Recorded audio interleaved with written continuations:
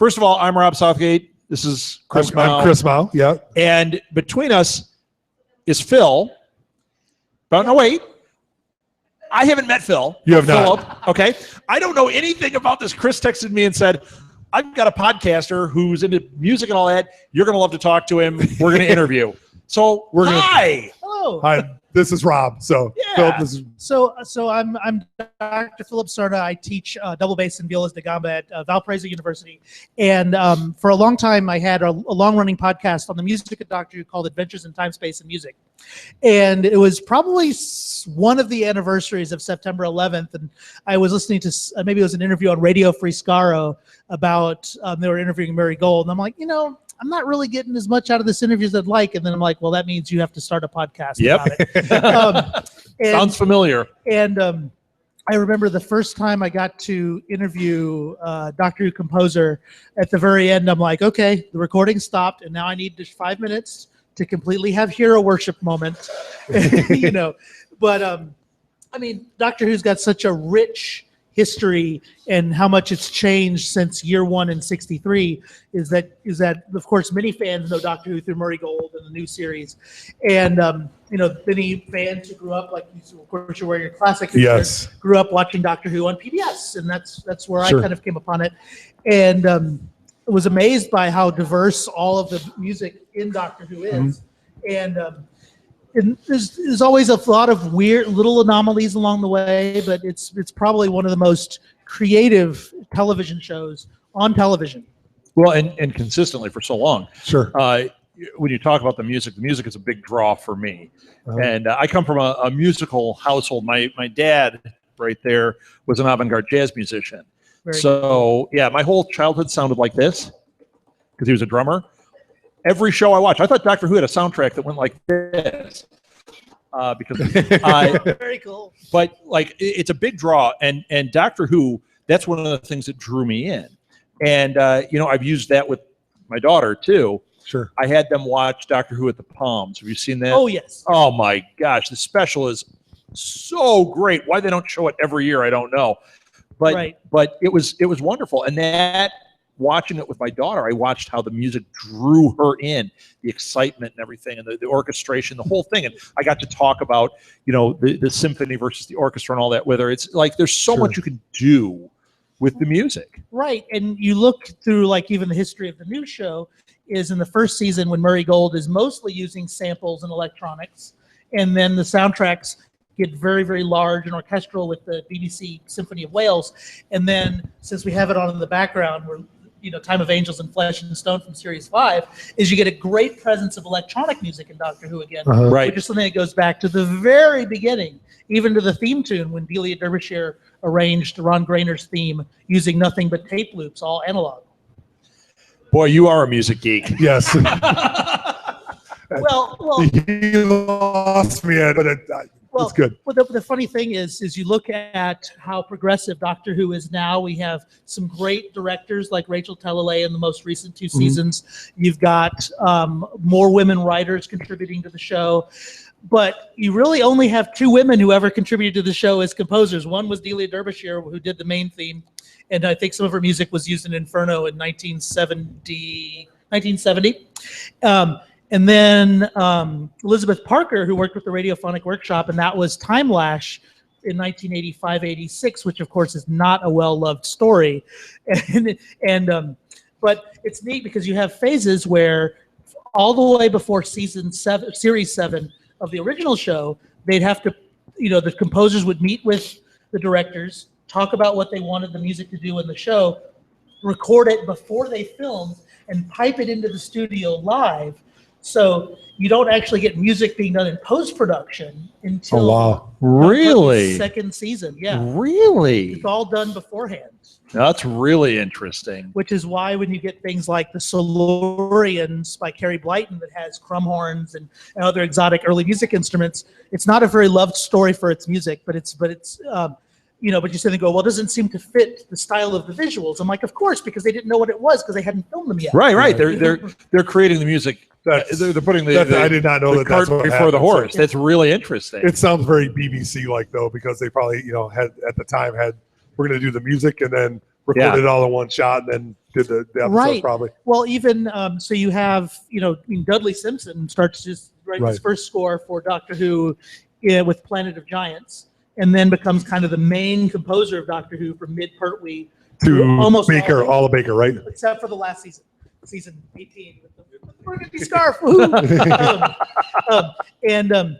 It's funny because when they get to series 18 and John Nathan Turner takes over, he's like, well, Dudley Simpson had kind of fallen out with the Radiophonic Workshop because he would use session musicians to record the music, and then he would fill it out with electronic sounds from the BBC Radiophonic Workshop, right? And then last season that he wrote, which is a great score, is City of Death from Series 17. It was to the Radiophonic Workshop, and when John Nathan Turner took over, he wanted the Radiophonic Workshop to do the music exclusively. And so you start to have a lot more composers working on the show. Interesting. Now, are there other, outside of Doctor Who, I'm going to guess you're a music geek in general, are there other shows that you would say are comparable in this, that are using full orchestration or that have done this type of thing? Like, I know that it used to be that like CBS had the CBS Orchestra and they would have, but it seems like now you don't get as much of that. It feels very much like electronic to me, whereas Doctor Who, I hear both. Right. Well, what happens is that still happening in other areas? It happens a great deal because a lot of composers who work in film will use massive sample libraries because often, depending on how much budget they have, they might not have a budget for a full symphony. Okay. So very often what happens in the video game industry now is you'll have most of it will be done with sample libraries. Oh, really? I didn't realize that. And then they'll have a few real live humans playing in order to make it sound more human. Right. And that's usually because of budgetary constraints. Like even when you look at series 4 of Doctor Who, when you get all the big famous master music, not in series 4, in series 3, sorry, that you have the full orchestra. You want to write down? He got a mistake on that one. You want to mark that? Good. Okay. It's been it's been thoroughly documented. But like Ben Foster does all the orchestrations for Murray Gold, and so they record and they have a very limited number of days. So the first sessions for Series 5, which is playing around us, were recorded at the same time as they were doing the sessions for The End of Time. So they only usually end up getting a couple days to record with the orchestra, and then they have to end up doing most of the work with samples and posts and all that. Right, which is why you get a lot of music. Like Series 5 has got a great score, but how many times do you hear the same cue of I Am the Doctor throughout that season? Yeah, a lot. Right, and sometimes it's with every orchestral element that they recorded for it, and sometimes it's pared down to fewer elements, but it's the same group of loops that they recorded. Interesting. Yeah, I've wondered about that with some music. Yeah. I've wondered how many different ways they recorded, if they just removed tracks or what they did. But it sounds like the budgetary constraints would make it so that they really did orchestrate it out and then pull tracks to make different arrangements. Well, and if you think about it, that's it's interesting. Like being able to do things on a small budget is kind of what Doctor Who's been about since the beginning, right? You think? Well, was it cheaper in the beginning that pay musicians to come in and play that were already on the payroll? Right, to get the sound where they didn't have the money for science, they didn't have the money for special effects. But we have these musicians and they're going to play, so they might as well play. It was usually story by story, and if you go on to the BBC's official site, they have they have PDFs of like official documentation of the original episodes. And so in certain stories, we know every session musician who played on the story, and for the vast majority of them, we don't know at all. Right. So like for composers like Tristram Cary, who wrote really stunning electronic music score for the original Dalek 7 part, is that music was all done at the Radiophonic Workshop, and what's funny, Tristram Cary retired, to be a serious art composer in Australia. And it's very funny. Mark Ayers, who archived a lot of the Radiophonic Workshop stuff and did all the CD releases of the classic music, would comment that he would go to interview him and be like, oh, that was just my TV stuff. It's not important. But it's like, well, no, there's a lot of people very interested in it. Sure. And the amount of enthusiasm for people with the music of Doctor Who, and what's sad is like for the majority of the Baker run, there's not session tapes for Dudley Simpson's music. You could only enjoy the music in watching the story. In the story. Right, which is painful when you look at stories like Pyramids of Mars, which is iconic, Deadly Assassin. So the only way you can hear, they don't have soundtracks for this. No. Right. That was actually going to be the question. Do they put these out as soundtracks for each episode? I mean, how are you able to access these? Well, what happened is Mark Ayers, when the Radiophonic Workshop closed in the 90s, members of the workshop went to Mark Ayers, go, hey, you liked working with us, you know, there's all this stuff here. And he said that as he was going through the Maida Vale studios of the BBC, that they found a good portion of the surviving archive of tapes being put into a skip, you know, a big, for us, a dumpster, American terminology, to be destroyed. But he was able to find it. Wow. And over the years, as they've done the DVD range, so they've been able to see, it's like, okay, we might have one episode's worth of music here. And I think, was it a couple of years ago, they put out for the 50th a whole retrospective soundtrack of all the doctors.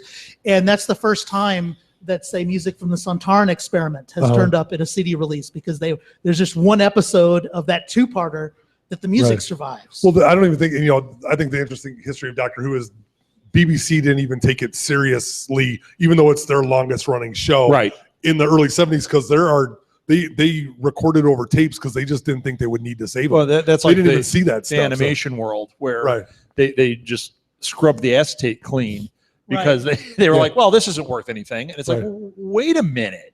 That's an artist touched that and created this. So it's a similar mindset. Well, it was in a culture in the 70s, because it was the late 70s when they're starting to have a BBC archive, and they started to realize that master tapes did not exist anymore. Ian Levine, who saved many of the early stories, was trying to find out like what state of things were, and he got there to the BBC, and it's like, oh, the original 7-part master tapes for the Daleks are sitting marked for destruction, and he said, wow, you know, well, they did. I mean, there was it a couple of years ago where they found something in Uganda, like at a TV station that was locked in some closet. Here's Web of 8 episodes. And the enemy. It's 28 episodes, like 28 story arcs or something that's missing, or I can't think of the number. It's now just under 100 episodes that are still missing. And there were some interviews with the gentleman who rescued those particular tapes, because this company goes to, you know, places in really difficult places to get to in the world, like in Central Africa, and say, we can digitize and go through and preserve your archives of your, you know, film and television collection, you know, which for historical archiving purposes, if you could open them up, because sometimes, you know, if there was a tape, they made 16 millimeter films of Doctor Who episodes and sent them, say, to Uganda, but then they'd be like, okay, you're not going to be watching, there's not going to be another place this is going to go to, so that you're supposed to destroy it. And sometimes they wouldn't follow those orders to destroy it, because they might end up in someone's personal collection. Right. And the really beautiful thing about classic Doctor Who is, as we know, fandoms have a tendency to be insane. And so, wait a minute, how dare you? Well, this is the pot calling the kettle black. Yeah, right. Yes. So for us now, we can just like say, okay, we can DVR a TV show, or back days and beta days, you could record onto a tape. Well, people in the 60s would hack into the electronics in the back of a tube television. Kind of dangerous, you can get electrocuted. And they would record episodes, audio, as they aired. Right. So every Doctor Who story survives, at least in some format. And then they take the audios and then apply production stills from it, right? Isn't it? Yeah, I've seen some of that stuff out there. Sure. For one of the Troughton stories that got returned, it was believed that episode 3, which is the story that introduces Brigadier Lethbridge Stewart, was that they actually had a reel. And of course they were trying to negotiate to get it back for the BBC. Right. And because someone at that station in Africa got wind of that, it got quietly removed to someone's personal collection, possibly never to be seen again. Right. So that's why when that DVD, well, first it was the iTunes release and the DVD releases, is that everything for Web of Fear and Enemy of the World were complete except for episode 3 of Web of Fear. So they did those telesnaps, which were photographs of the episodes. Right. Yeah, there's actually. See, I didn't follow him. Right. And I've studied some of that. I mentioned in an earlier interview that I was part of the Ice Pack, and that was one of the things that would always talk about with indie film, was trying to salvage indie film that was, you guys shot on 16 millimeter. There were 2 copies, and it's like, whoa, what are we going to do? How are we going to save this stuff? And the preservation there. There's a horror film that it was a Lon Chaney film, and we've all seen the image of this like ghoul that Lon Chaney played, but no one had seen the film in years. And a few years ago, they found the first reel of the 2 reels. It was a 2-reeler, and you can see it now. And it's, I guess that I only saw the first part of it, but I guess they did the same thing. They took stills to make up the last half because somehow they had salvaged audio off of something somebody recorded off a TV station. Right. Like what's neat with the 2 Entertain / BBC Worldwide DVD range is that whenever they've done a DVD release, they'd have to go back and restore and carefully fix the video, and then Mark Ayers would do that for the audio. And the earliest story, which was Series 18, one of my favorites, The Ledger Hive, scored by Peter Howell, excellent story, is the first or the earliest story in the DVD range that has a 5.1 surround sound mix, because Ian Levine had certain master audio tapes in his collection. And he was able to split it. Yeah, the big rumor when they found that one a couple of years ago, I was reading an article about it, and they were saying, you're talking about all the African, how they found stuff in Africa. And one of the archivers said, we just keep praying that we're going to go to somebody in Japan is going to find a locker full of these, because they know somebody's somewhere they go, Japan has so many pockets of people that are just avid collectors of everything. Right. And it's kind of like, you remember when the Honeymooners tapes surfaced? Right. And it was like, those were lost forever. We knew those same, 30 episodes. Everybody knew those same 32 episodes. Then someone found them. And it was like, this is everything else. I mean, it's pretty that someday we do get to see the rest of that. That would be really cool. Right. Well, and it also depends on source material, because I think the BBC has released the 1996 television movie a couple of times. They did a special edition release, but a number of years ago, was it BBC or was it Canadian Broadcasting that put those out? I know the BBC did, but BBC did, because those are 2 Entertain. Right. They put out with their revisitation sets in the UK, and they put them out as individual stories in the US later. One of the reasons why the TV movie never came out as an official release for a long time is you had rights between Universal and Fox. Right.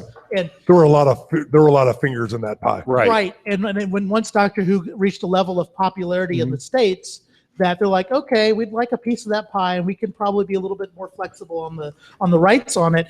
Is that there was a fire a number of years ago in the archives at Universal.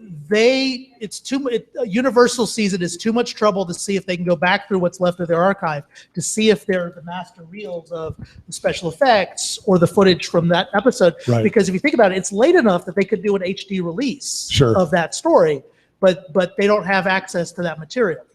But you go back to like 1970 with Spearhead from Space, and the only one completely shot in film. We have an HD release of that now. Which is great. Yeah, they're the technology and that stuff it's wonderful that they can get that out, that they can do whatever. I mean, who Tom Baker and it being campy as we're as kids watching it, looking at this, going, this is a great show and we're way into it, but it was really campy back in the day. I mean, it was a very, I don't want to say suspect, but it just had that charm.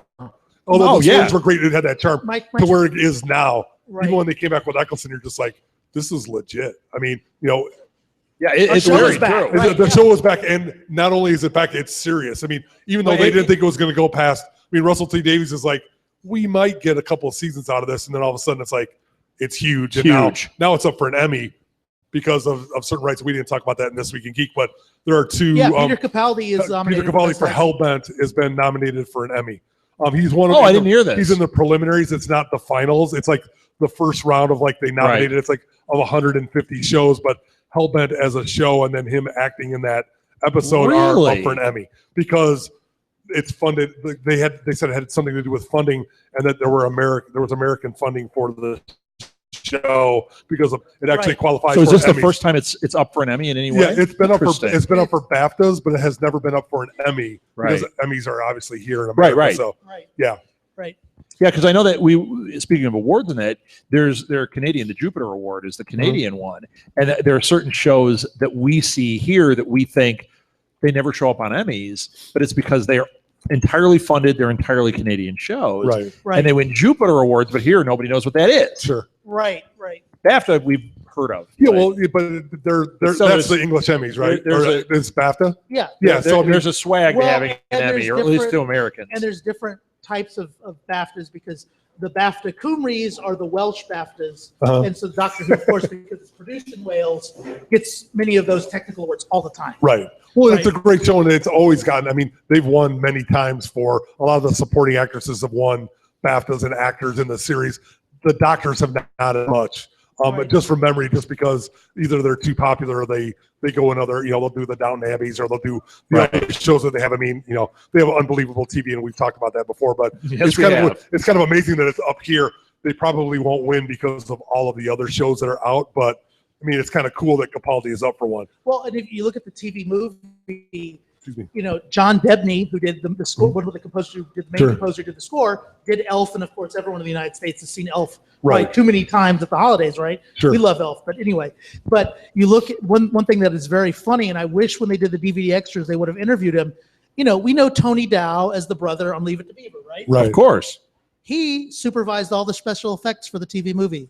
Did he really? Yeah, isn't that? I didn't know that. People rail on the TV movie. The TV movie stands up, and it's more than okay. It's pretty good. Yeah, I think it's a pretty good story. It's got issues, but yeah, I was a big fan. And I hate to say it has Fox issues, but it has early Fox issues. It does. That's where they kind of lost it. They Americanized it a little bit too much. Where I think Matt Smith is much more of an American version of Doctor Who than that ever was. Right. But it was too much too soon in the 90s where they didn't really tie it together, and I'm going to go into the Eye of Harmony and all that. They tried to make it an American superhero movie, and it won't. Right. Well, and the amazing thing is you'd be amazed how much fandom we've ignored. The Doctor's half human. Oh, there's a Mr. Spock element. Right. And of course, it plays into the two-parter that ends the season. The hybrid is it's hinted.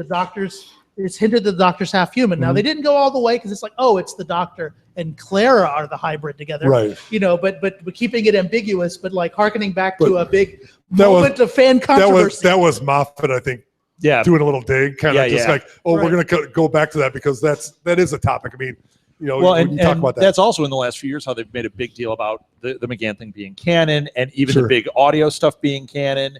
Right. And that stuff, like he's playing with that. Well, the neat thing is another connection from the TV movie is the scriptwriter. His dad was one of the actors in the 1960s story, The Gunfighters. And so as a little kid, he's on set watching them make Doctor Who. That's cool. And then he got to make Doctor Who decades later. Well, it started with Davison, where Davison was the first fan of Doctor Who to actually play the Doctor. And then, you get into there. I mean, look at Capaldi. Capaldi wanted to start a fan club. I mean, that is maybe the letter Tennant. I mean, Tennant was a huge fan. Wait, he never married his Doctor's daughter. He was such a big fan. That gets talk about complicated. So the 10th Doctor has the Doctor's daughter, who is the daughter of the 5th Doctor, and they get married. You think that maybe one of their offspring will be a future Doctor? I don't know. It could be possible. But have you seen the clip where they go, "Who's your favorite Doctor?" and they say the girl says Tom Baker. Like their oldest daughter goes, "Tom Baker's my favorite." They're like, "What about Grandpa and Daddy?" She's like, "I like Tom Baker."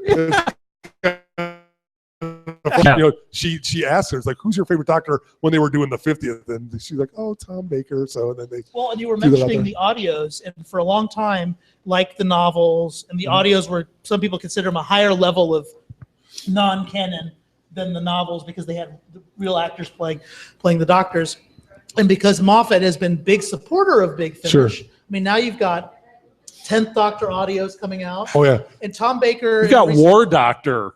Right. Audio's coming out. Well, and then they got Aiden River's song. they got McCann and Alex Kingston. I remember when we talked about her when we met her. It's just like she's like, oh, it's fantastic because I met her at TARDIS last year. Yeah, and they were both great about it. Those stories are great, and I think since Nick Briggs took over from Gary Russell, took over Big Finish, they've been going, okay, what's bigger, bolder, and crazier that we can try to do? And I mean, of course, it's like years of negotiation. Right. We got Tom Baker back. I remember when I listened to his first audio, and I got going along going, oh my God, like I haven't, like I remember as a kid watching Legopolis for the first time. Right. And I had the plots ahead before it came on PBS. I knew, okay, this is the fourth Doctor's last story, and he's laying there dying, and you're like, oh my God, he's gone. Yeah. And then he's back. And then he's in the 50th. Oh, that I went crazy. Oh. I mean, I heard his voice, and I like literally was like weeping. My wife like, "What's wrong?" I'm like, "But that's yeah." You know, there was no hint of that at all. When the 50th aired, we had it DVR'd at home. Mm-hmm. I was doing bass gigs down in Springfield, but I didn't want to get spoiled, so I get a not so legal copy on my phone. I'm watching it in the back of my car, but before the gig, I'm like, I didn't want to go online and get spoiled, so I want to know what happened. Sure. And then I got to go see it in the theater a few days later. And when seeing it in the theater was great because when that moment of you hear, Tom Baker go, maybe you just might. Yeah. Oh. And the whole audience just like dead silence, like, oh my God. We actually saw it when they debuted it at the theater. Right. So we saw it before it. And my wife loves to talk about this experience because it was such love in that theater. Oh. It was packed to the gills. And like when Tom Baker came out, like everybody, you could tell everyone had chills. There were tears coming down people's faces. It was like, this is crazy. Right, because all you had was you didn't have that even in episode 7. You had, for Doctor Who, more emotional reaction. Sure. Well, you had 4 doctors in one episode. And it was just amazing. I mean, and then at least visual cameos of the rest. Right. Oh yeah. And it was, it was even the angry eyebrows. Right. Oh yeah. So, okay. As long as we're talking about that, Osgood. What do you think Osgood is? Why is she wearing the scarf? Why is she there with Tom Baker? Why is she so in the know? Well, looking back at like Planet of the Dead, there was the one scientific advisor who was a really big fan of the Doctor, geeking out a great deal. And she seemed like the next fan level of that because when in the Zidon 2-parter last year, when the other Osgood shows up at the very end of the story, but first Osgood is wearing Peter Davison style clothes, and then the other Osgood shows up wearing Sylvester McCoy, like his last season. And so you're sitting there going, well, they obviously love the Doctor down at Unit. And probably they should. But in the first part, and that was before any of that happened, and the Zygon captured and hit her and took over her persona. Right. She said, you were always jealous of your sister, which started the rumor mills thinking that maybe she's the Doctor's another clone daughter of the Doctor. I held firm to that. I've watched that scene so many times, and it says something about the pretty one. You're not the pretty one, or something like that. And every time I see this, I'm like, they're referring to the Doctor's daughter. I think she's Tom Baker's daughter in that. Well, she'd be Tennant's daughter because Tennant's the one who had but Baker, why is Baker there? Couldn't Baker have? No, because they explain that because he says, I could be the curator here one day. And he goes, of course you could be. So that's him fulfilling the prophecy of him being the curator. Oh, okay. Because he has been the curator since Queen Elizabeth of that archive. So he's a future Doctor who is kind of going back and revisiting old favorites. Well, he says revisiting the faces because that sets the precedence. So that would make Osgood Tennant's daughter. Tennant's daughter, because if you take it from being Georgia Moffat's and then he sister, chose a face he was comfortable with, which was Tom Baker's. Well, they set that precedent with Colin Baker, with Martha Jones, with Peter Capaldi, that you could regenerate into something. Even Romana does that because the first Romana regenerates into Lala Ward and saw her face before because she was the 6th key to time. So it's Astra, right? Is that her name? Yeah, Princess Astra. Princess Astra. And even more fangeekery. So Lala Ward was, of course, for a short 6 months married to Tom Baker, and then of course got divorced and married. And who's the big evolutionary scientist in the UK? We'll lose my fan card on this. Who actually had a cameo in Doctor Who? I'm blanking. Richard Dawkins. Yes. Richard Dawkins. And so I completely drew a blank. So Richard Dawkins, the scientist, was also friends with Douglas Adams. So of course Lala Ward and Dawkins were friends with Douglas Adams. Douglas Adams being in Stephen Moffat's words, the greatest writer that Doctor Who's ever had. Right. Or it's like he provided for Doctor Who the one thing that was completely useless. What would Doctor Who be if it was written by a genius? Yes. Right. And so he's written a couple of decent books. Yeah, just a couple. right. Well, he's okay. Have you guys seen the DVD extras on City of Death? No. Oh, it's done. The documentary is done in the style of Douglas Adams' Hitchhiker's Guide. Right. It is really hilarious. Highly recommended. And I'll have to check that out. And mentioning the DVD range, so whenever there are tapes that they do have music for stories, they would have them as isolated scores on the DVD. Nice. Okay, that's what I was asking about. So you could watch. That's not all of it. It's just the one that they have the right. To do. But that's great. I mean, just to seek those out would be well one worth box it. Set that is kind of an exception is Trial of a Time Lord, because the first and last stories are Dominic Glenn, right, and his tapes exist because it's a period in which they went from having, you had Dudley and his session musicians, then you had radiophonic workshop composers, then you had independently contracted composers till the end of the show, right? So you had the first and last story of Trial of a Time Lord was Dominic Glenn, and he has his master tapes. Chair of the Vervoids, which is probably not a great score or a fabulous story either. They have the master tapes for that. But Mind Warp, the guy who did the music for Mind Warp, whose name I'm blanking on, who worked on orchestrating the Rocky Horror Picture Show, his master tapes did not survive, and he recorded it at the radiophonic workshop. And so that's the only reason why that set does not have isolated scores on it. Interesting. Yeah. Are you looking up who it is? Yeah, I can't find it. Mind Warp is not a very beloved story, but it came at the right time. Of course, it has Richard Hartley. Does that sound? Yeah, Richard Hartley. Yeah, and he had agreed to let me interview him a while back, but I just kind of never got around to it. Now, what is the name of your podcast? Because now that I've talked to you, I want to listen to this podcast. So the podcast is Adventures in Time, Space, and Music, and it started as a spinoff from the Who on Who podcast. And so while some people refer to the TARDIS Tavern, which is a Doctor Who and drinking podcast, as being the Torchwood spinoff, I'm probably the K9 and Company spinoff. Okay. At least the more family-oriented one.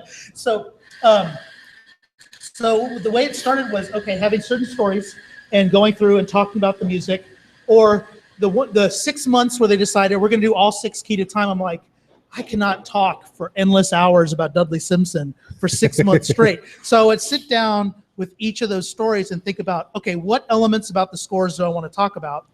And Reboss Operation, it's like, the organ was the most complicated machine devised by the human race up until the telephone exchange. And of course, the organ plays a central role in the Reboss Operation. We'll talk about that. And then I think for Tara, it was the harpsichord, and, as a way to kind of talk about music history, but how it relates to Doctor Who, like Mask of Mandragora. Sounds like my kind of show, man. Well, and Mask of Mandragora, which was a family favorite because my older brother and his girlfriend are actually, they joust and Ren fairs and things.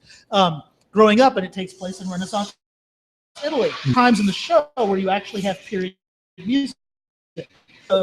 Has large sweeping symphonic score, but you think, hey, maybe have some Elizabethan era music? No, not really. Oh well, too bad for people like me. Darn it.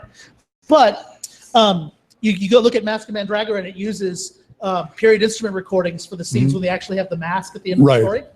And the funny thing is, there's 3 bits of stock. He has no idea. He's like, what? Mask of what? It's a great story arc. It's the story right before Sarah Jane Smith leaves. Okay. And so you have 2 of the 3 pieces are written actually about 50 years after the story takes place. Only one of them is really period. That's okay. Right. And kind of like Doctor Who.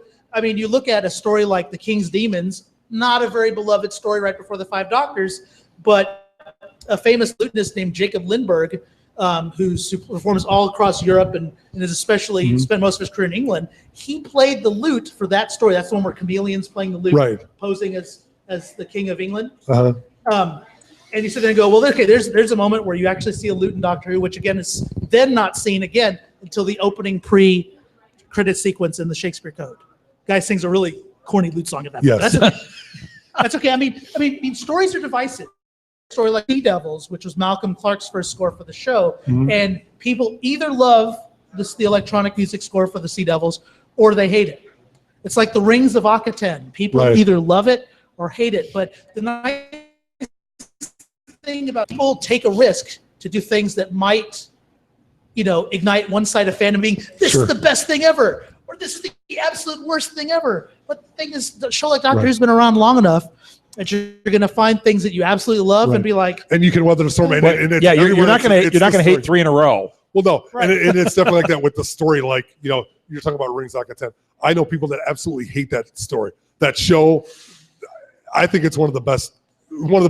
I like from the character development of, especially Matt Smith, and you get the grit of him as the Doctor. I thought so. He gives a great performance. Right. That's one where I kind of wish that the translation circuits didn't work, because I'm sure the music would have been a lot better if we would have just had it not in English. Right. I mean, it's like in Series 7, the only thing that really bugged the heck out of me. Everyone loved Cold War with the Ice Warriors, right? Is I really wish in the pre-credit sequence before the TARDIS arrives that everything was in Russian with subtitles. You want to do Hunt for Red October? Well, yeah, but then the TARDIS arrives and really speaking English. And you're like, well, of course the TARDIS would do that for us. That would be a really nice production touch. They've never done that, and they've only really abused it once when it was Good Man Goes to War, where it didn't happen right away, and it should have.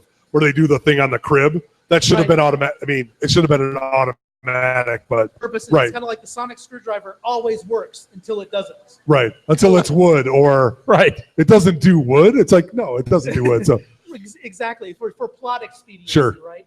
And well, you got to have, you can't have it all tied up. Although, I mean, we're going to differ because I know there's a lot of people that don't like Moffat. I mean, I think he throws a lot down. So sorry. Speaking of which, now we're going to get back to Moffat. What did you think of the sunglasses this season? Talk about something that divides the fandom. I like my sonic screwdriver to be a sonic screwdriver. Now, I love the fact that they explain away.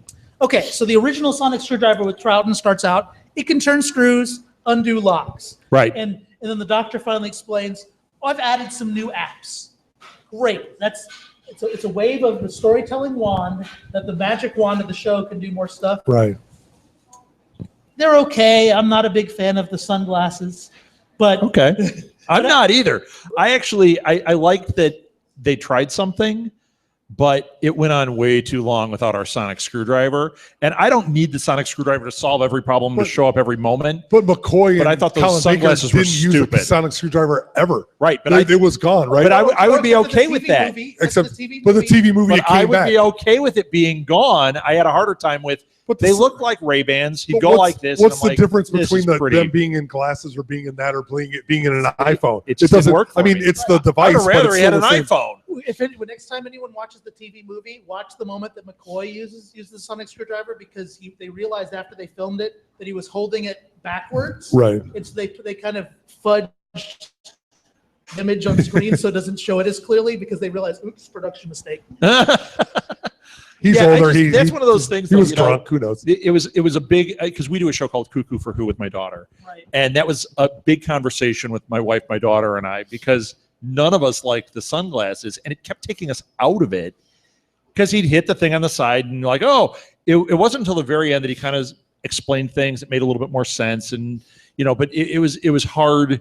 It was a hard sell for us. But in a way, it felt like a setup for the only time I thought it was really effective was the moment Clara had them turning on the scanner. Exactly. And that was great. And you sit there and go, okay, all the rest of it felt like a setup, so you can have that one moment. That whole second half of 7, and we've talked about this before, is a lost kind of like half of a series, because I don't think they were sure what they were going to do. She quit and then came back. Literally quit twice and came back, and they had to rewrite all of those stories kind of on the fly. It's like, oh, well, she's not going to be here. What are we going to do? Because they had something else written completely where he was just going to travel and pick up, like those 4 episodes from David Tennant where they didn't have a series and he did all the specials. We're just going to pick something up, and we're just going to go with a little bit of a story. And then all of a sudden, Clara's back. And she did that twice. Right. She was gone twice. Right. Well, and it's you think about how successful the 50th is, and like really until a few days before they started filming, they didn't have it was going to be Eccleston, but he wrote himself into a corner. I cannot write any further unless I know it's going to be him or not. And then it's like, sorry. And so what an inspired solution to have an incarnation of the Doctor and then go backwards and then refilm the end of series of the previous series. And set up John. Redo the name of the Doc. So yeah. Oh yeah, brilliant. I mean, but I'm surprised that with all the wonderful little extras that they put out on the web that we couldn't had at least one gag one where, you know. But I don't know how much he embraces that. As serious of an actor as he is, I don't know if he really. I don't know. I think he. Did you ever follow his Facebook page? Does he talk about it? He puts alien. Okay, that's cool. I didn't know. I mean, I was just speculating because I mean, the guy did he win or he was nominated for an Oscar from Elephant Man? It's like.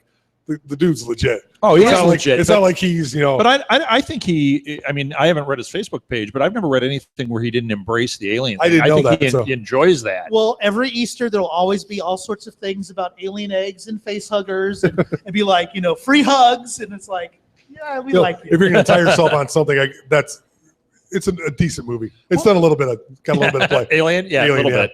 Yeah, but like he was interviewed on the extras for the War Doctor sets, and you sit there and he's just like he's very laid back about doing it. It's like you could tell he wasn't going to say no to do it. Well, there was a bit of a delay because he was going through cancer treatment for a while, right.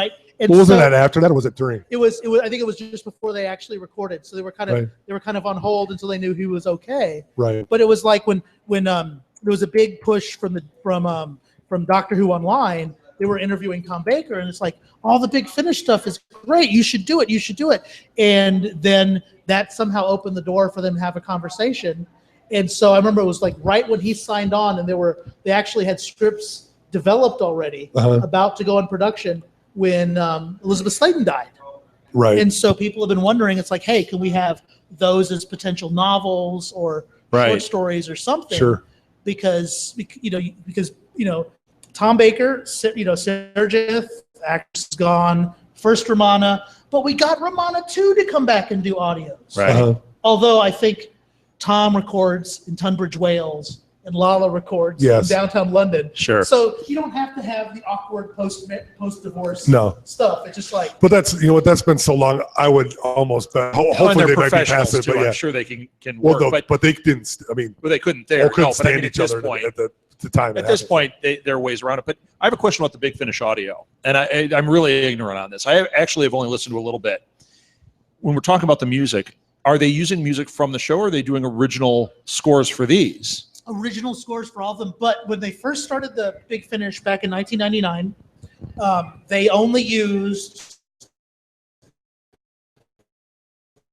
Everybody thought, well, everyone, that's the most iconic. That's right. And so maybe it was about 50 releases in. They started to then, okay, if this is Colin Baker before Trial of a Time Lord, it'll be the Peter Howell version. Wow, so they are really paying attention to the music. So if it's post Trial of a Time Lord, which they, of course, had several of their own companions, they've had to fill that gap. They've even recorded Colin Baker's last story before he bumps his head on the console in Time in the Ronnie, and actually gave it a dramatic thrust because it's a terrible way to write out a Doctor. But then, of course, he didn't want to come back because he was fired. So you can't blame an actor for that, right? Not his fault. So it's like and Tom Baker's even mentioned that they've recorded so many stories, and it takes like a year production for each story. They have different sound designers and composers. Is that he's even said, it's like, I might be dead in a year or two, but there'll still be Doctor Who stories coming out with the fourth Doctor.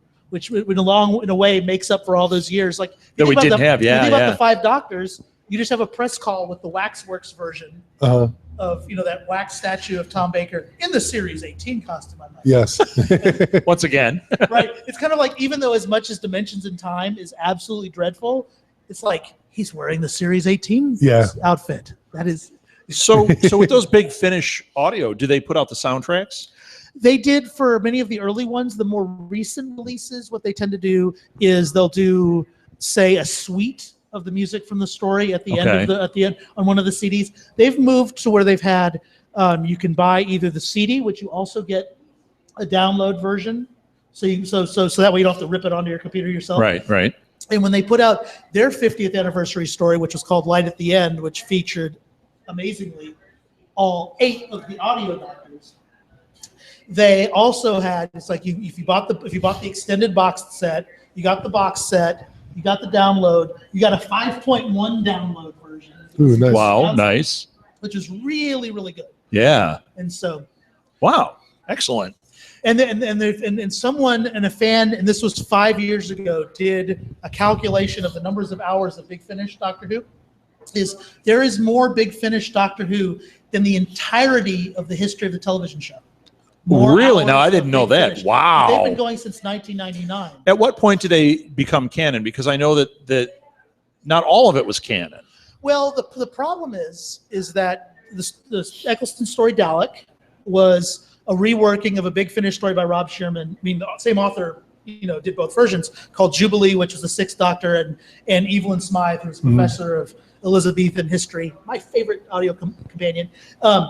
But then other ones you have a very, in the audio sometimes you do get really funny stories. So there's already a Fifth Doctor story called The Kingmaker that has a funny timeline for what happens with William Shakespeare before they put out the Shakespeare Code. So just like in television canon, there's all sorts of things that contradict each other. Sure. Between them. But I think it's been the fact that fans would say, well, this is canon, this is not canon, everything's not canon. But they won't say if anything's canon. So they haven't. I thought they had said the BBC what did, was. but Moffat did. Right, Moffat did said all of them. He definitely said the McGann stuff was because he wrote it in as part of See, one. I thought that it was from like McGann on were canon or something. They were talking about the timeline as McGann on, but anything they recorded after was enveloped in that. Yeah, but it's weird because Moffat said, but the BBC never officially said it. But Moffat writes like it's canon, right? Because he brought in that Night of the Doctor where he brings it in. So once it's on video, it kind of makes and he explained that it's like written for the box set generation. It's like, well, we don't have a regeneration of McGann. We need a regeneration of McGann, and we got it. And in fact, if you think about it, like that 6 minutes is probably the 6 minutes of televised, streamed McGann Doctor, even though the TV movie is great. But you have so many, think about it. McGann has been doing the Eighth Doctor on audio since like the year 2000. Right. So he's, for him, it's like everyone's like, oh my gosh, it's so amazing he's back in the role. It's like, well, he's been doing the role for 15 years. It's just that. Yeah, it just wasn't on video. Well, they say, isn't he the most prolific Doctor? Hasn't he done the most when you count the Big Finish audio? I think so. For a long time, because of the novels with the New Adventures, it was the Seventh Doctor. Right. But it's just. When you get into the novels, that's a whole other animal. The soundtracks are terrible on those, by the way. On the novels? Yes. A lot of crinkling paper. It's really, I have a lot of trouble turning the volume up high enough. Those are soundtracks by John Cage. Interesting. Right. Oh, wait. We use different paper. Joke for you. Come on. Okay, well, hold on. It's okay. Knock, knock. Who's there? John Cage. John Cage who? Yeah, okay. No, wait. That goes on, what, 2 minutes, 46 seconds? 4 minutes and 33 seconds. 4 minutes and 33 seconds.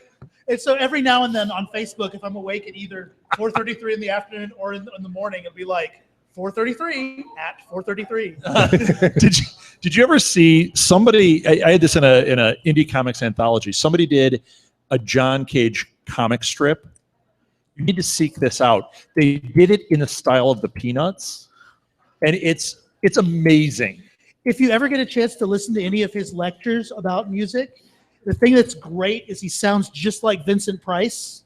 Oh, it's like I could listen to it forever. Like yesterday was. I'm so gonna look this up tonight when I get home. Another geeky thing to look up is Stravinsky wrote a piece after the end of the First World War called "The Soldier's Tale" for double bass, violin, clarinet, bassoon, trumpet, trombone, percussion, and actors. And there's a great performance of it with all the parts narrated by Christopher Lee. Oh, shut up! So that's got to be fantastic. Whenever you see a meme of everything that's cool about Christopher Lee, it should always be addended. And Satan. That's awesome. Didn't he play with like Metallica or something? No, he for a number of years he put out metal albums. He put out metal, specifically metal Christmas albums. Right. Yes. He's like the guy's bleeping insane. He's awesome. Yeah, it's fantastic. I mean, well, and wasn't he nominated for a Grammy or something a couple years ago for that? I do not under the metal know. category. I think he was. It was like this weird thing. I remember reading like he was nominated. Maybe it wasn't a Grammy. Maybe it was the British one or something. But it was one of his last Christmas metal album was nominated. And people That's were like, crazy. This is nuts. And it's yeah, he's an interesting guy. It's such a missed opportunity to not have one of his albums called Saruman Sings. Right? It is. Him and William Shatner doing. No, I'm just teasing. So, well, I mean, not to geek out and go on another thing, but when they were filming Lord of the Rings and they made the sound like when he gets stabbed, he goes, they were doing it, and the guy, whoever was setting up the thing, he goes, "That's not what happens." The guy's like, "What are you talking about?" He goes, "No, I stabbed people in World War II. That's not what it sounds like. Yeah, that's not what I heard. That's not what it sounds like. Nor is it like what happens." And the guy's like, "Huh?" And he goes, "No, you've never stabbed somebody. This is what happens." Peter Jackson talks about it on the extras. Right. It's like, what the dude? Like, what are you doing? So another Doctor Connection, Lord of the Rings is. Would you believe that Tom Baker was up for playing the role of Gandalf in those films? Oh yeah, I bet. Was he really? Yeah, he has a son from one of his marriages in New Zealand, but he turned it down because he did not feel it was up for UK.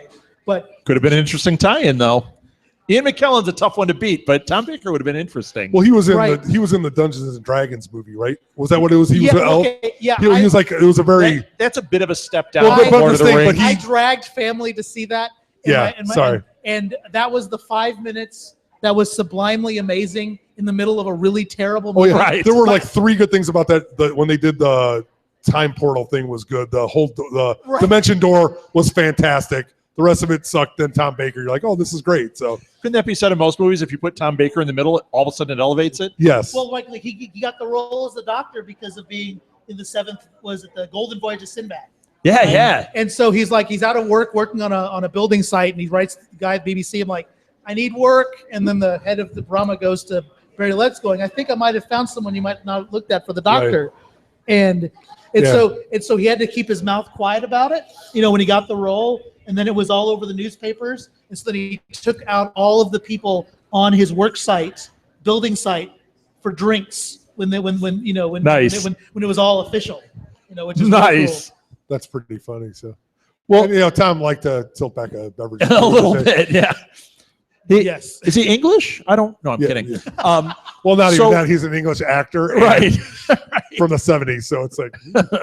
So I think that's pretty much it. Yeah. You were fantastic. Yes. I would love to have you on again. We do Doctor Who themed nights, and when we do one, I want to have you back. Great. And if you ever want to do something on the music of like The Empire Strikes Back, I'm totally down. Okay. Then I got 2 things I'm going to say right here while we're talking. First of all, if you wanted a podcast, you got one. You can start up your podcast again under our banner. It's all yours, whatever you want to do.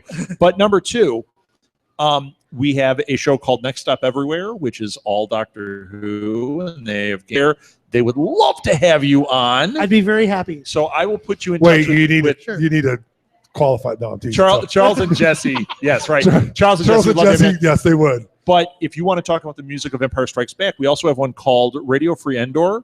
Right. And they would love to talk to you too. Jamie is nuts. You would love this guy. And they did at the beginning of their show. So we had this show called Radio Free Endor where they just talked about Star Wars. Which is a great name for a podcast. Thank you. I created that. And the logo is way better now. Chihuahua. I didn't create that. Did you write the Ewok song? Because if you did, I'm going to kill you. Yep. Just want to let you know. Yes. Yep. But you bastard. They had me come on, the new host. They'd put out like 2 episodes, and they did this little thing at the beginning where they did like a little radio play thing, and it was amusing. And I was like, oh, they're doing something different here. I wonder what they're doing. Then they invited me on, and I had to play like the Emperor because Rob is here. Yes, and like I come in like Jedi. They put a thing where it sounds like I'm like breathing through the thing, and I'm like, oh gosh, I couldn't breathe in that thing. Yeah. But they did full production. It was fantastic. They had droids and noises. I'm like, this is great. So they're actually working on a Christmas special. So if you want to be you mean not a holiday special? No. But you know what? I was just talking to a friend of mine Is Chewbacca going to be there with his family? About doing the holiday special. reworking it as a live stage show, but reworking it because it would never work. It's horrible. It's awful. But how funny would it be to call it the Star Wars Holiday Special? Go ahead and get sued, and create it so that it's almost like a parody version of it, and you'd have to take out that Leslie Uggams part. So would it be real? Would it be legit instead of bad? Oh yeah, awful. Oh yeah. So on that 6-disc set of Star Wars, if the only part of the holiday special that's hidden in the extras is the animated Nelvana cartoon, they released that. Oh really? I didn't know that. So all the terrible parts of the holiday special are missing. Which is everything. In the 1 through 6, that little animated. Oh, really? The animated segment's fantastic. Yeah, so that's what's on that disc. I think it's on Return of the Jedi. So I was listening to League of Geeks this week, which Lil that was here. I don't know if you saw Lil, but he has a show called League of Geeks, and they collect a lot of toys and they do stuff. Sean is an artist. He's one of the guys on there. He just bought one of those white Boba Fett figures. Yeah, and he's got a couple of them. And he said, I'm customizing it to be the Boba Fett from the cartoon, from the holiday special. Oh, wow. He's like, it's gonna. Oh, but that's right, because that's the concept art version. Yeah, the white one, which is the prototype of Boba Fett, but he's painting it very specifically to be the animated special one. I'm like, I want that. So is Williams going to do the score for 8 or not? He said he is. Well, he said he wants to. That's what I read. I didn't know. My dad is a huge John Williams fan. Well, he's fantastic. I remember forever he was working on writing out the 1942 or 1941. Remember? 1942. Working on the is that the sequel? Yeah. That's a sequel. My twin brother, his favorite score by John Williams is 1941. So he loved it. At some point this summer, because one of the instruments I play is called a viola da gamba. It's like a bowed guitar that was popular from the Renaissance. She was great on American Idol. But But so unlike violin family instruments, the instruments tuned in fourths. Yes. So I have an arrangement I made of Star Wars, all chordal and crazy, and it's called "The Fourths Awaken." Nice. You're terrible. Yeah. You should be podcasting on this network. Yes, you should. And when we close off this, I have something else to talk to you about. So, all right, let's end it. Yeah, that was great. Philip, you were fantastic. Thank you so much for being on. Awesome. Thank you for sharing. And thank you to my wife and daughter for this wonderful and your daughter tolerated it. Yay! Yes. Yeah. I bet she wishes my daughter was here. They would have had something to do. She's been watching all the Doctor Who stuff. I'm really excited. Nothing wrong with that. Good. All right. Thank you, everybody. Thank you, Blue Box. Thank you, boys. Thank you, Edward. That's it. And happy Father's Day. Thank you.